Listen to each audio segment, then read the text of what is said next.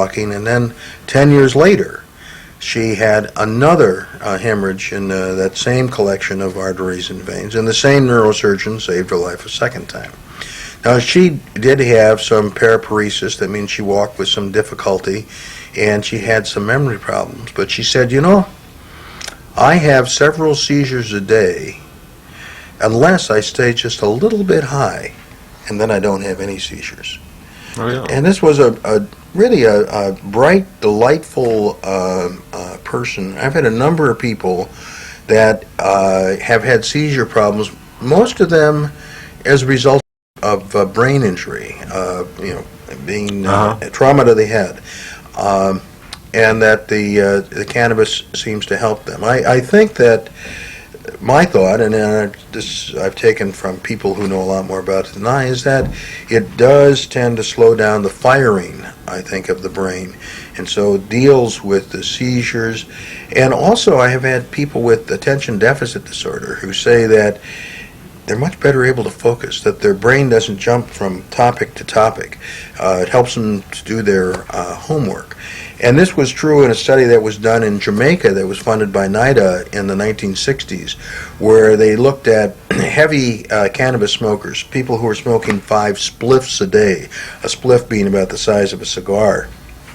And they found, not too surprisingly, that these folks were happier than their counterparts. But they also found that they were more productive in their work. I mean, most of the people that they were looking at worked in rather repetitious kinds of jobs, but they were able to focus on them more, they enjoyed them more, and they were more productive.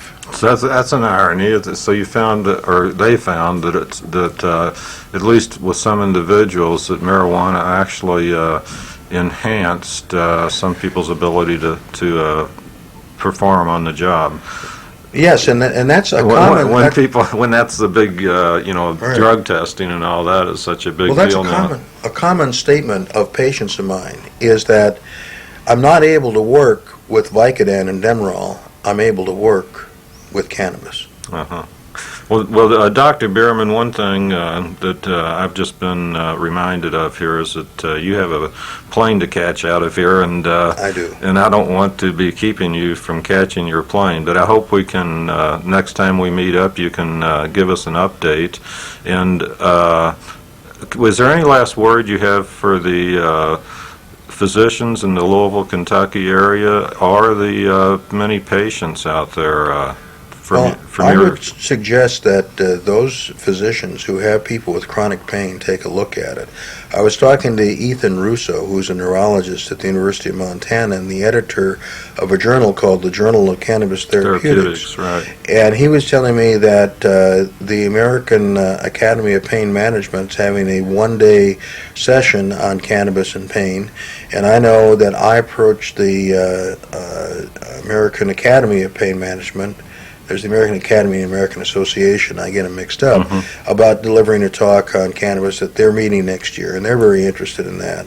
And I think that infectious disease docs that handle AIDS and oncologists need to take a very serious look at this. There's interesting research that's been done in England where they've taken a tincture of cannabis and done clinical trials, GW Pharmaceuticals. You can look them up on the internet.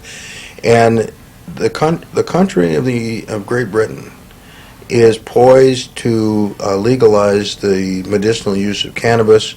They're developing more standard dosage forms. They're developing alternatives to smoking cannabis.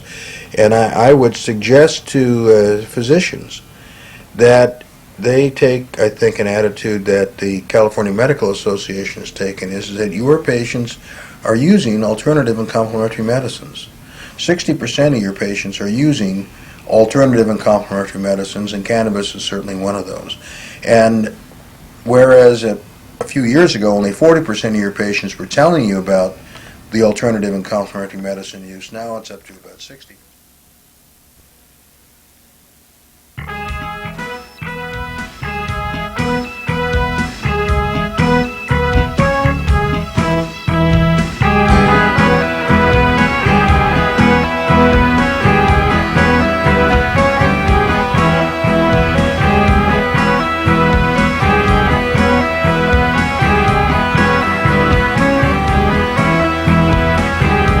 so happy we alive.